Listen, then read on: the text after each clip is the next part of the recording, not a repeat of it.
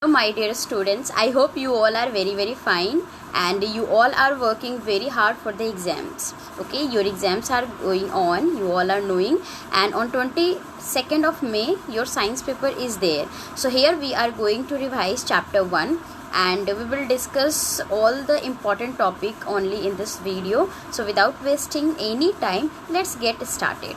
Okay, so first we will talk about the leaf. You all are knowing leaf is known as the food factory of the plant. What is the reason behind it? The reason behind it because leaf prepare food for the whole plant. Okay, it's not like that only one leaf, but all the leaves of a single plant prepare the food which is used by the plant, and that is only the source of the energy also. So this leaf is known as food factory for plant.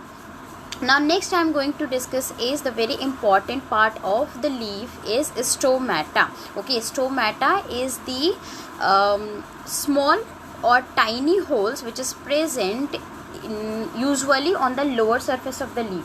Usually I'm not saying it is not present on the upper surface. It is also present. It is present on upper surface also, but most of the time it is present on a lower surface of the leaf. And there is two function of this stomata. First is exchange of gases. Carbon dioxide and oxygen are exchanged. That means it is taken and released. Oxygen is released and carbon dioxide is taken with the help of this stomata only. And the excess amount of water is also released with the help of these stomata. Okay. Next we are going to discuss the other part of the leaf also. First is petiole, which is the connecting part of the leaf to the stem. Second is midrib. You all are seeing it is the double pipeline which is going from the middle of the leaf, and function we will also discuss in the next slide. Next is blade, which is a flat surface of the leaf, and next is vein and side veins, okay, which carry water and minerals and also prepared food for the plant. So let's discuss these part one more time. As you can see, the flat part of the leaf is called lamina or leaf blade, and this part is used to trap the sunlight in a maximum amount so that the maximum photosynthesis could be there. Okay, the purpose of being flat, the lamina is flat. Why? Because most of the time it is able to absorb the sunlight. Okay, more the surface will be broad, more the surface will be thinner, more sunlight can be trapped and the photosynthesis could be happen very nicely. Next, main vein and side vein. Just now I said they are having two pipeline which is running throughout the leaf, and they are carrying water and minerals which is taken from the root, and with the help of a stem it is going to the leaf. In the leaf, throughout it is spreading with the help of main vein and side vein. Okay, and after the photosynthesis, the prepared food is also carried with these main vein and side vein to the other part of the plants also. Petiole or stalk is the connecting part of the leaf with the stem. So these are some of the thing which is related to the leaf, and you all have to learn it very nicely. Few questions are definitely coming from this topic. Next we are going to discuss the process of the photosynthesis. Till now we were discussing leaf is the food factory of the plant, and there only the photosynthesis is done. Okay, making food by the leaves for the plant is known as photosynthesis. But how this photosynthesis occur in the plant, let's discuss one more time. There are 4 ingredients which is required to complete this process. First is water and minerals, second is carbon dioxide, third is presence of chlorophyll and sunlight. Water is taken from the soil. Water and minerals are taken from the soil with the help of the root.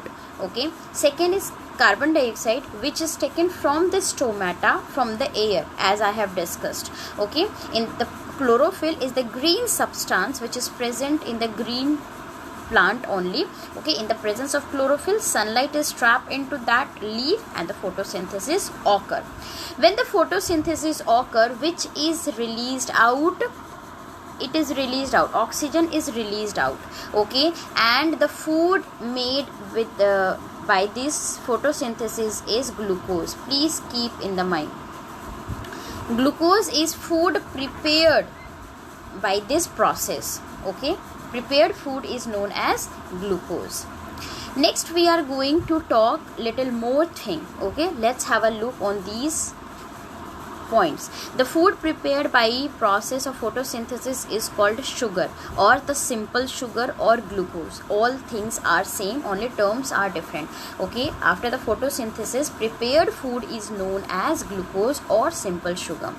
Stems and branches of the plant take the prepared food from the leaf to the other part of the plant. Suppose wherever, if here the food is prepared, then the prepared food is taken to the other part also, because root also need food now, stems also need food. So in the leaf the food is prepared, but after that it is reaching to each and every part of the plant.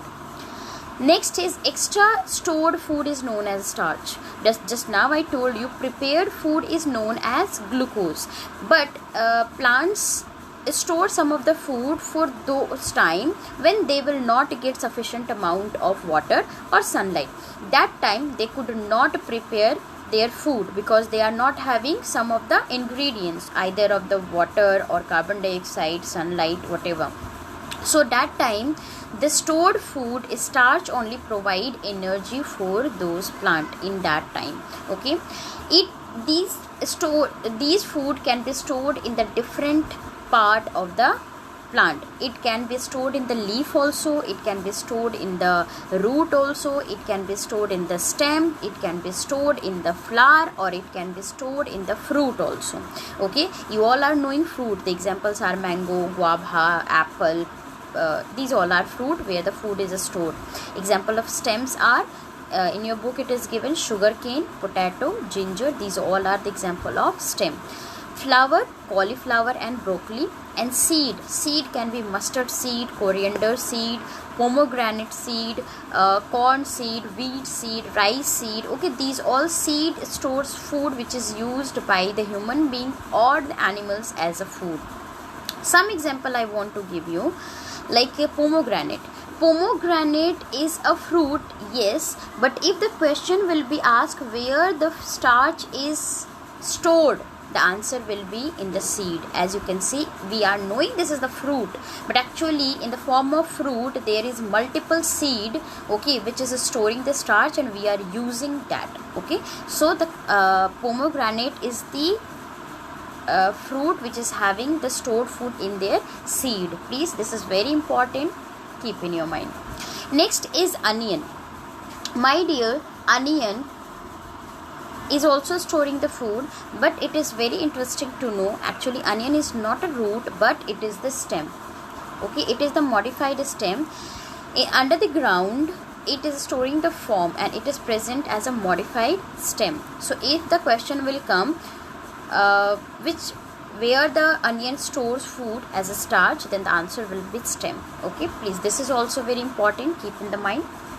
Next we are going to discuss about the food chain.